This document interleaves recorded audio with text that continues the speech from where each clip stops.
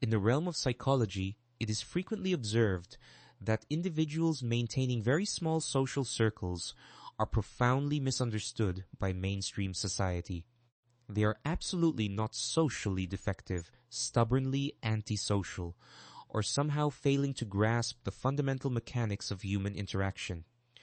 Instead, their unique neurological wiring dictates that engaging in conventional social dynamics becomes an incredibly exhausting endeavor. Superficial encounters often feel immensely draining, completely hollow, or simply emotionally redundant for their highly calibrated nervous systems. Navigating extended periods without close companions usually stems from profound psychological origins, rather than representing an inherent personal failure. Your psyche might genuinely prioritize intellectual depth, pristine clarity, and undisturbed peace far above the chaos of relentless social stimulation. Consequently, navigating reality with fewer connections is deeply purposeful. First, you harbor an absolute intolerance for inauthentic personas. If your social sphere remains small, it indicates you have entirely lost the capacity to entertain synthetic characters. Individuals who perpetually gossip, actively manipulate situations, or wear deceptive masks instantly deplete your energy. As your internal self-awareness expands, your patience for superficial pleasantries or dishonest conduct plummets completely. You would infinitely prefer sitting alone in silence rather than suffer through dialogues that feel purely theatrical. Typical social environments frequently harbor individuals projecting polite warmth while concealing ulterior motives.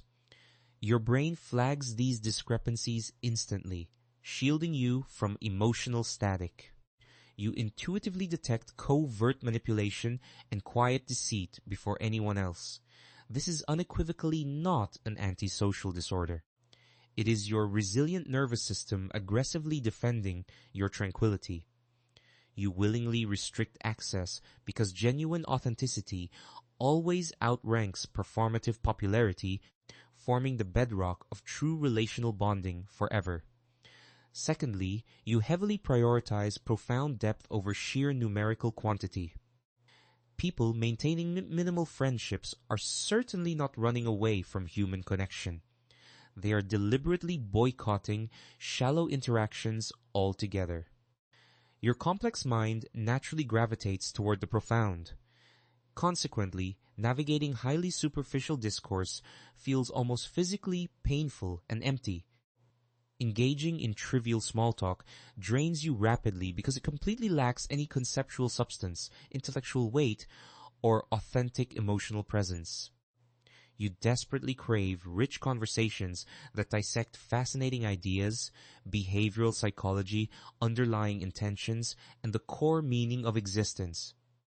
Your cognition is actively programmed to relentlessly pursue deep comprehension instead of meaningless noise, and genuine insight rather than fleeting distraction. When a dialogue provides zero intellectual curiosity, you organically tune out. You form attachments sparingly because legitimate intimacy demands rigorous emotional truth. You patiently remain solitary until finding highly nourishing, perfectly aligned relationships that genuinely matter. Thirdly, your unique brain requires significantly longer recovery periods following any social engagement. Certain individuals inherently possess an exquisitely sensitive central nervous system, and you perfectly fit this exact description. Group settings exhaust your internal batteries exponentially faster because your neurology simultaneously processes massive volumes of sensory information. Clinical psychology identifies this phenomenon as profound social sensitivity, which correlates directly with immense empathetic capability. Throughout routine chats, you automatically absorb microscopic tonal variations, fleeting facial expressions, and complex emotional undercurrents without trying. Continuously analyzing these layered dynamics consumes significantly more psychological fuel than ordinary people ever comprehend. This reality absolutely does not imply a secret hatred for humanity. It simply confirms that every single interaction carries a much higher metabolic cost. While traditional extroverts draw immense vitality from bustling crowds, your racing mind only discovers true stillness alone. You guard energy strictly. Solitude is never mere avoidance. It is your essential neurological recovery space. Fourthly, you operate with profound independence and completely bypass the need for external applause.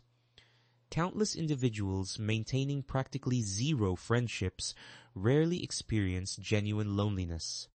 They remain incredibly self-sustained from within. You never anxiously rely upon societal validation to establish your personal worth, generate inner confidence, or secure emotional backing. Psychological frameworks label this characteristic as extraordinarily low social dependency, signifying remarkable emotional stability. You easily entertain your own thoughts, untangle complex problems totally unassisted, and discover immense sanctuary exploring your vibrant imagination. Your private routines, internal monologues, and quiet hobbies provide an unshakable grounding force that others desperately hunt for outwardly. This fierce autonomy frequently appears rather cold to observers who lean heavily upon constant environmental stimulation.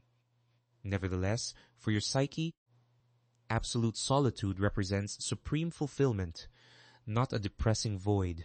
It serves as the primary arena where you perform brilliantly. You block chaotic personalities entirely, remaining fiercely selective about whoever earns true access to your private world. Fifthly, painful historical experiences have aggressively conditioned you toward relational caution. Individuals possessing few companions regularly share a deeply embedded psychological wound from earlier chapters. Somewhere along your timeline, an unexpected betrayal or devastating letdown permanently altered your cognitive approach toward vulnerability.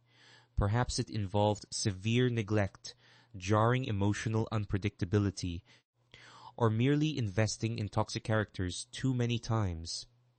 Psychological literature confirms that whenever core trust shatters, the human brain swiftly adopts an ironclad defensive posture automatically. Consequently, you calculate meticulously before granting anybody permission to enter your sacred emotional territory. You watch actions much longer, decode spoken words heavily, and silently evaluate newcomers before allowing true proximity. This mechanism establishes a psychological trust threshold, functioning as an elevated barrier others must demonstrably surpass. You are definitely not manufacturing paranoia blindly. Your extreme wariness constitutes an educated response forged through harsh reality. Although this heavy armor effectively prevents further damage, it inevitably holds potentially beautiful bonds away. However, your hesitation never equals frailty. It represents profound self-respect born directly out of necessary survival. If your inner circle remains tiny, it utterly fails to imply that you are inherently defective.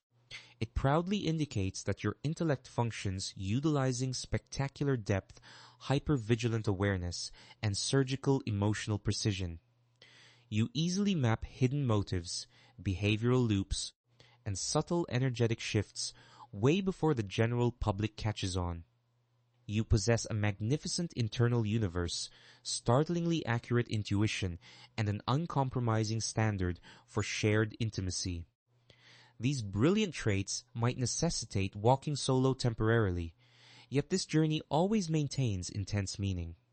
Frequently, the most formidable thinkers wander softly until they finally locate spirits radiating pure authenticity. Your prolonged quietness isn't a tragic error. It is the exact ecosystem where your supreme lucidity flourishes. Appreciate the architecture of your mind. Subscribe for more videos decoding your powerful psychology daily.